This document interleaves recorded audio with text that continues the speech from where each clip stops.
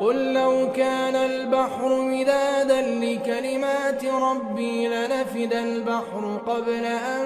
تنفد كلمات ربي ولو جئنا بمثله مددا قل إنما أنا بشر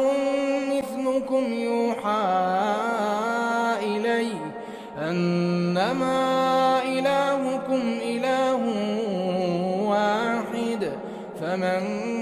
كان يرجو لقاء ربه فليعمل عملا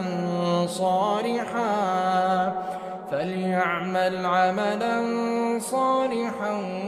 ولا يشرك بعبادة ربه